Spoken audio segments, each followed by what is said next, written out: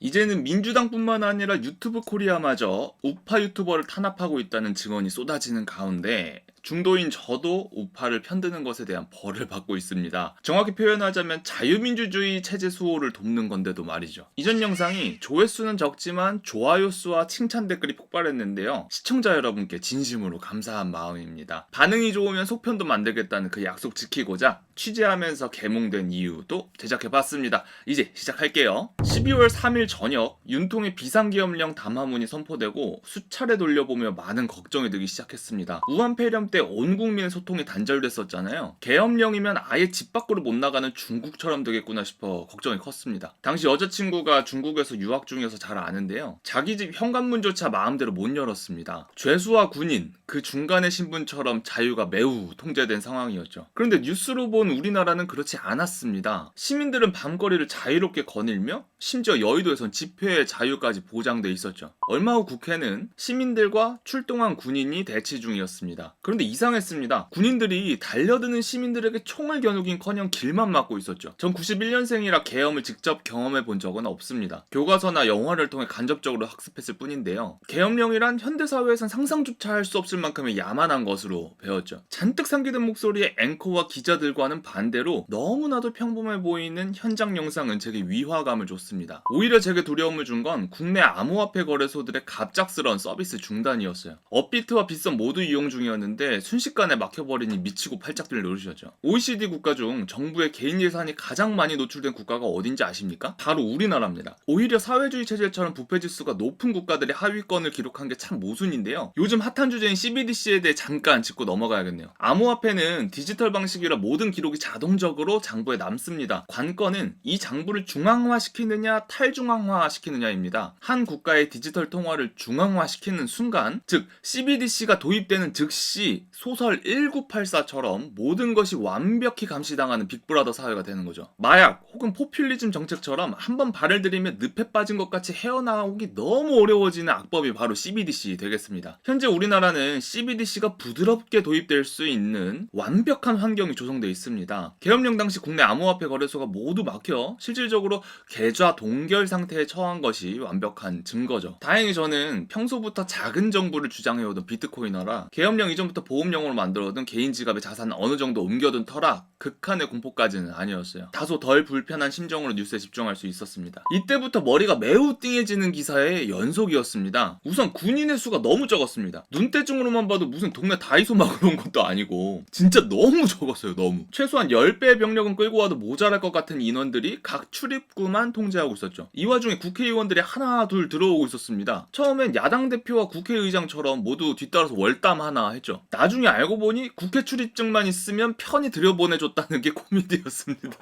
그러니까 쇼였지 그걸 왜 넘어. 아무튼 뭔 놈의 대통령이 저렇게 허술하게 계엄령을 갈기지 싶어서 윤통을 무능력하게 여기고 있었는데요. 채널을 돌리니 군인들이 국회보다 선관위를 먼저 급습했다는 내용의 기사를 확인했습니다. 담화문에서 반국가 세력 노래를 부르던 윤통이 왜 선관위까지 습격했는지, 그때만 해도 부정선거에 대한 정보가 전혀 없던지라 대혼돈 그 자체였어요. 발빠른 유튜버들은 이를 보고 윤통의 성동격서였다고 주장했는데요. 처음엔 비웃었는데 이상하게 그 말이 계속 그럴싸해 보이는 거예요. 왜냐면 윤통은 평생을 검사로 살아온 전직 검찰총장이었으니까요. 국회에 윤통 탄핵 소추안은 정말 빛의 속도로 가결됐다고 표현해도 과언이 아닐 만큼 빨랐습니다. 진짜 계엄령이란 세 글자만으로 완벽한 발작 버튼임을 느낄 수 있었죠. 참 민주당이 단결력 하나는 끝내줍니다. 무슨 성남 파도를 보는 것 같았거든요. 반면에 국힘당은 모래알같이 모두 제각각 개인 플레이처럼 느껴졌습니다. 특히 한동훈이 윤통에게 등 돌릴 줄은 상상도 못했거든요. 지난 정권에서 문재인이 임명한 윤석열 검찰총장에게 성역 없는 수사를 부탁한다고 했더니 그걸 곧대로 해버려서 당황한 문재인이 이런 기분이었을까요? 하지만 국힘당이 모래알 같다고 말했지만 민주당에 비하면 훨씬 투명하고 어떨 때는 아름답기까지 합니다. 여러분도 잘 아시겠지만 유리는 모래를 고온에 녹여서 만든 거죠. 탄핵 반대론자 중 우파 시민이 많으실 겁니다. 중도지만 저 또한 탄핵을 반대하는 애국 시민의 입장에서 요즘에 여러분을 보면 이런 느낌이 들어요. 뚜껑 열릴 정도로 열받아 광화문에 모인 여러분은 정말 유리공예 작품처럼 아름답습니다. 탄핵 찬반 집회가 열리기 시작했습니다. 초반은 찬성 집회가 먼저, 그리고 빠르게 규모를 키워나갔습니다. 언론사의 화력 지원이 대단했고 콘서트식으로 진행됐다는 특징이 있어 젊은 여성의 참여도가 매우 높았죠. 게다가 찬성 집회를 지지하는 연예인들도 등장하여 흥행력은 확실히 찬성 집회 쪽의 완승이었습니다. 이 시기에 반대 집회의 규모는 서서히 확대되는 것으로 보였습니다. 주로 장년층이었는데요. 박통 탄핵 시즌의 그 태극기 집회의 어르신들이었죠. 이때 그라운드 씨님이 유튜브에서 고군분투 해주신 덕분에 장년층 외에 타 연령대에서도 개몽되어 현장으로 나오기 시작했는데요. 신남성연대 배인규 대표도 참전하자 20대 남성의 참여도가 비약적으로 상승했습니다. 중반부터 재미있는 상황이 펼쳐졌습니다. 찬성 집회의 규모가 빠르게 줄었는데요. CIA 집단 민원 신고 사태 때문이었습니다. 이쯤이 가수 아이유 씨가 응원차 푸드트럭을 보냈던 때라서 기억나는데요. 일부 누리꾼들이 탄찬 연예인을 대상으로 시작한 CIA 집단 민원 사태가 단순히 집회에 참석한 시민들에게까지 번졌습니다. 민원 신고 시 미국 출입이 통제된다는 루머가 확산되면서 찬성 집회의 규모가 3분의 1 토막 났던 것이죠. 입장을 바꿔 생각해보면 참 무섭긴 합니다. 제가 만약 좌파였다면 중국이라면 몰라도 미국은 진짜 포기 못할 것 같거든요. 마침 중국 여행과 미국 유학을 둘 다 해봐서 비교가 가능한 저였기에 어디가 더 좋은 국가인지 고르기는 더더욱 쉬웠습니다. 아무튼 시간이 지난 지금 확인해보니 CIA 사건은 그저 해프닝으로 보입니다. 얼마 후 관저에서 공수처와의 체포 밀당을 버티던 윤통이 100기를 들었습니다. 윤통이 구치소에 수감된 좌파 진영은 안심됐는지 좀처럼 찬성 집회 인원들의 규모가 회복될 기미가 보이지 않았죠. 이때부터 반대 집회의 규모는 급팽창하기 시작합니다. 윤통의 계엄령 선포의 원인이 줄탄핵으로 인한 행정마비와 부정선거였다는 증거가 유튜브와 일부 언론사를 통해 빠르게 퍼져나갔기 때문인데요. 그런데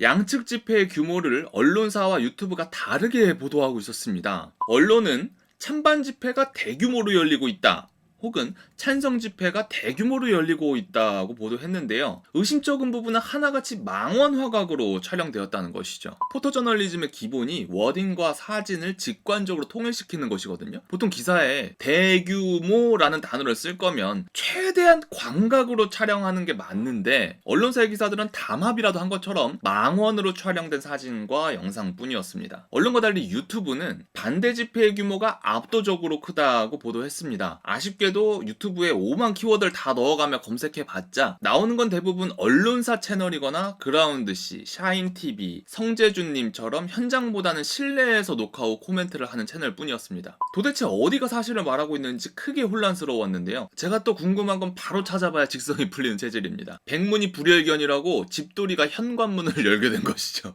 2025년 2월 8일 광화문으로 향했습니다. 그날의 기억은 너무 충격적인지라 아직도 생생한데요. 5번 출구로 올라오면서 눈에 들어온 탄반 집회의 규모는 마치 그랜드 캐니언? 나이아가라? 스위스 리기산 정상처럼 막 대자연의 모습을 처음 마주쳤을 때의 그런 압도적이었습니다. 반면에 경복궁역과 안국역 쪽으로 이동해서 직접 본 찬성 집회 두 곳의 규모는 기가 찰 정도로 한 줌 두 줌 단위였죠.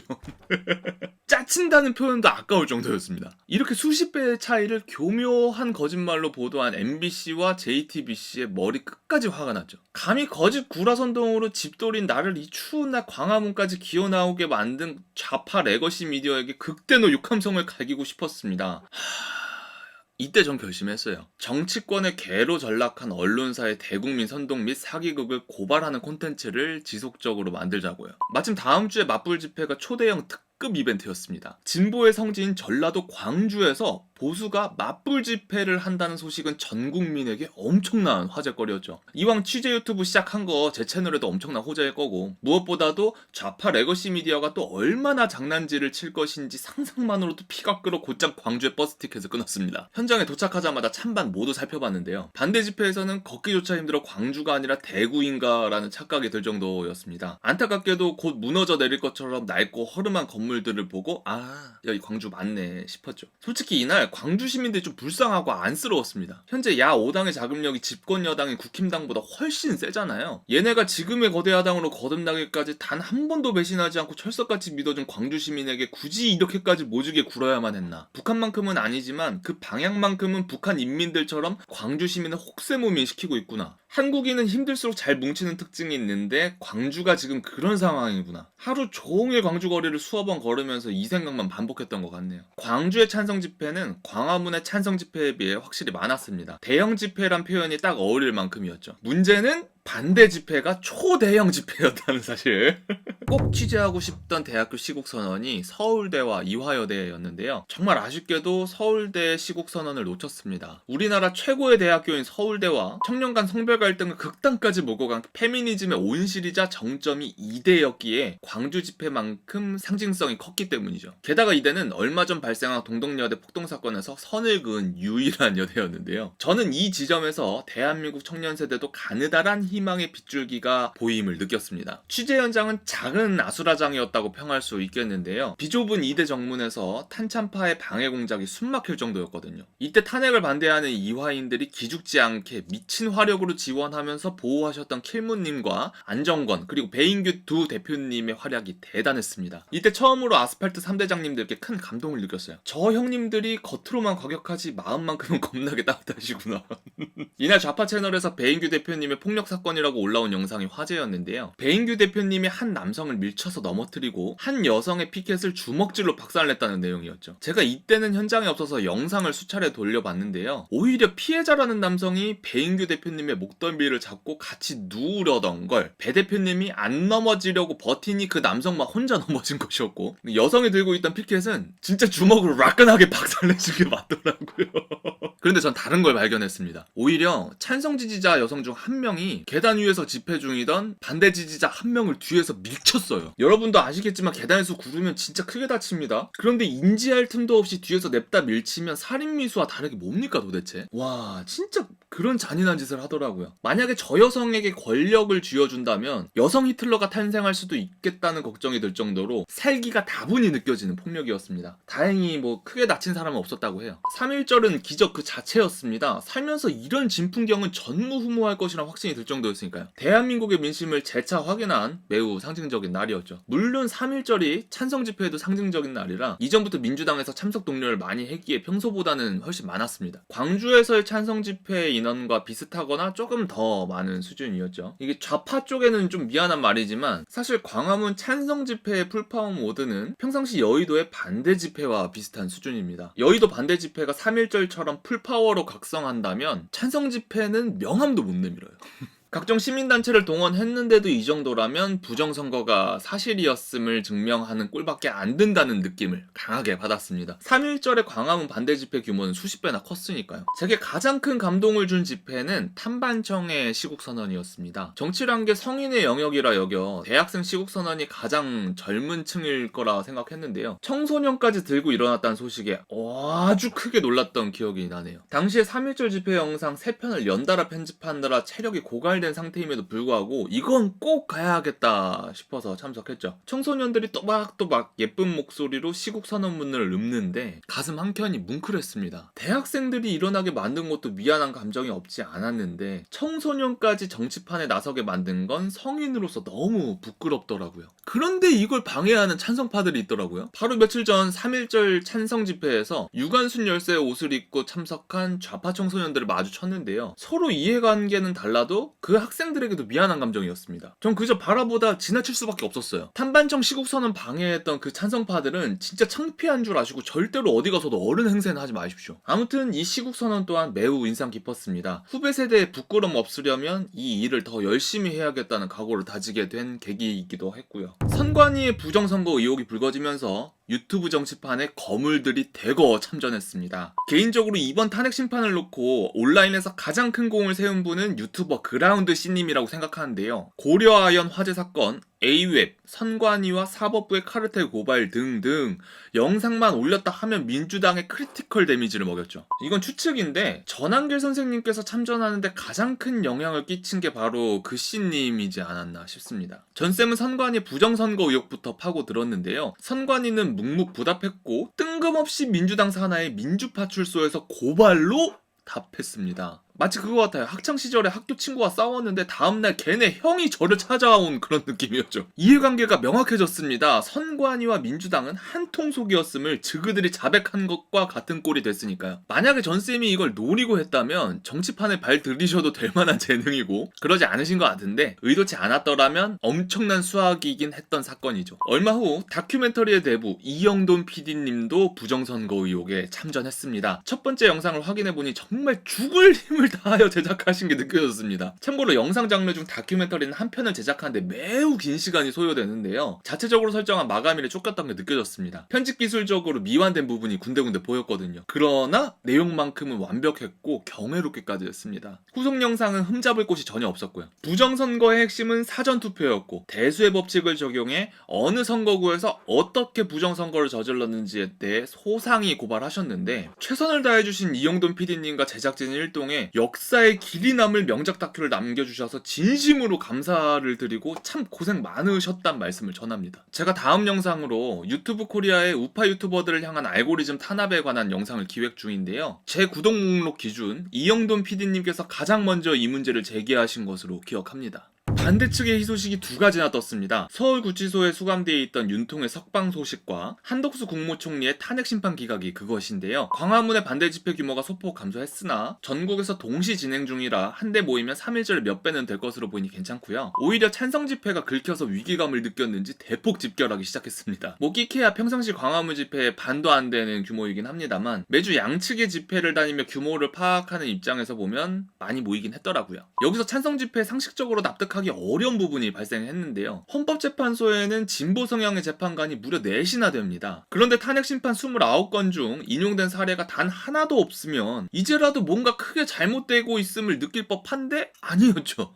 아무래도 마은혁 재판관 임명에 모든 희망을 걸고 있나 봅니다. 대본을 작성 중이었던 4월 1일 화요일 정오에 속보가 들어왔습니다. 탄핵심판 선고일이 4월 4일 금요일 오전 11시로 확정되었다네요. 아무래도 마은혁 재판관 없이 기존의 8인 체제로 진행될 것 같습니다. 헌데 이 속보에서도 의심스러운 점이 하나 보입니다. 최신 뉴스로 구글링하니 좌파 언론인 한겨레와 MBC만이 압도적으로 빠르게 보도했다는 점이요.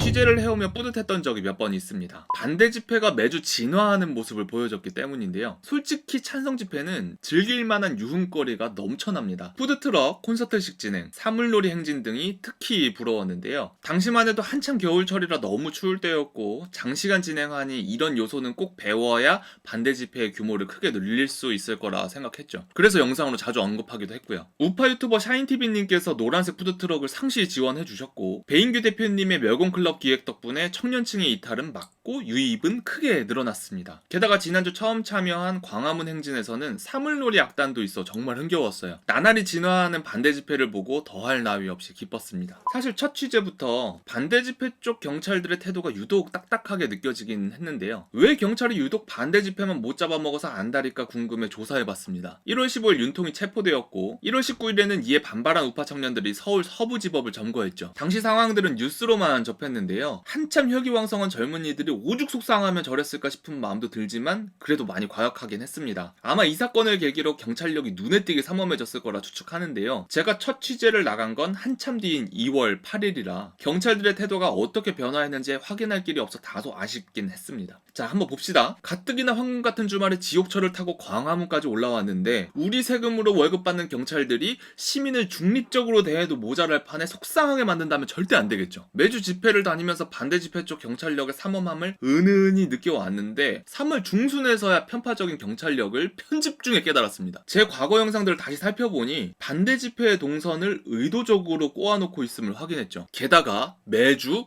더요. 영상이 너무 길어지니 대표적인 거 하나만 알려드리자면 이순신 장군 동상 바로 앞에 세종대로 사거리 아시죠? 엄청 긴 버스 차벽으로 막혀서 그 지하보도로 삥 둘러가야 하는 그곳. 2월 8일 강화문 집회 때만 해도 여기가 뚫려 있었습니다. 횡단보도로 건널 수 있었어요. 교통경찰의 통제하에 횡단보도로 쉽게 건널 수 있었죠. 그날 제가 촬영하면서 횡단보도 건넌다고 실수로 어르신 머리를 이렇게 엘보로 가격했던 그 지점이라 정확히 기억하거든요. 그런데 막아놓은 겁니다. 반대 집회 쪽에 경찰력이 그렇게 많은데도 불구하고요. 한 주 후인 3월 23일은 본격적으로 양측 집회 경찰들만 집중적으로 비교 취재한 영상을 게시했습니다. 애국 시민이 어렴풋이 느꼈던 모든 것들이 사실로 드러난 순간이었죠. 결과는 정말 놀라웠습니다. 그 다음 주에 반대 집회는 경찰력이 크게 줄었고 시민들에게 신경질을 내고 폭력적이던 경찰의 모습도 많이 사라졌거든요. 완전히 사라진 건 아니지만 눈에 띄게 친절해짐을 느낄 수 있었습니다. 해당 영상에서 받은 댓글 중 윤통을 체포했던 우종수 국수본장의 임기가 종료된 영향인 것 같다는 내용이 있어 공부해봤는데요. 이 국수본장은 서울경찰청장과 함께 경찰 내 서열 공동 2위지만 체포와 같은 수사력에 집중돼 있더라고요. 집회경찰을 동원 동원하는 건 행정 및 치안력을 담당하는 서울경찰청의 주 업무임을 확인했습니다. 구독자도 갓 1만 명 넘은 채널이라 영향력이라고는 매우 미미할 줄 알았는데 바뀌니까 정말 뿌듯했어요.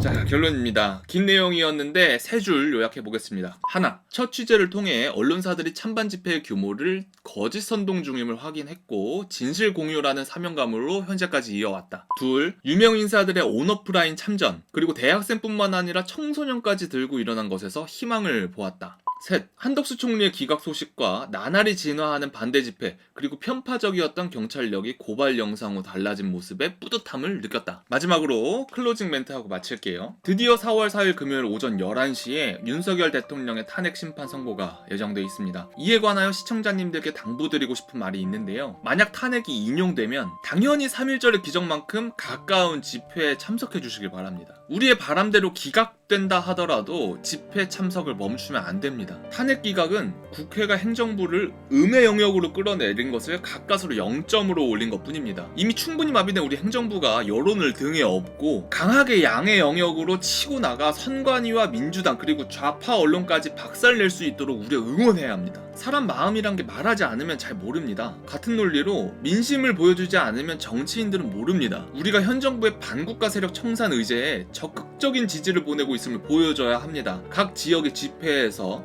윤통과 반국가 세력들에게요. 우리나라뿐만 아니라 전 세계 경제가 어렵습니다. 그래서 더욱 현장에 나오기 어려우실 거예요. 지쳐서 잠깐 방심하다 자유민주주의 체제가 무너지기라도 한다면 어떻게 될까요? 여러분들이 잘 먹고 잘 살려고 하시던 모든 일을 못하게 될 수도 있습니다. 내 의지와는 전혀 상관없는 노동을 할 수도 있습니다. 매일이 시댁살이 혹은 군 시절로 바뀔 수 있습니다. 자유는 돈으로 살 수 있는 게 아닙니다. 오직 여러분의 피땀 눈물로만 얻을 수 있습니다. 우리나라를 집어삼키려던 중공군 300만 명과 북한군 20만 명을 잊지 않으시길 바랍니다. 우리나라를 지키기 위해 소중한 목숨을 바친 13만 7,899명의 국군과 37,902명의 유엔군을 절대로 잊지 마시길 바랍니다. 긴 영상 시청해주셔서 감사합니다.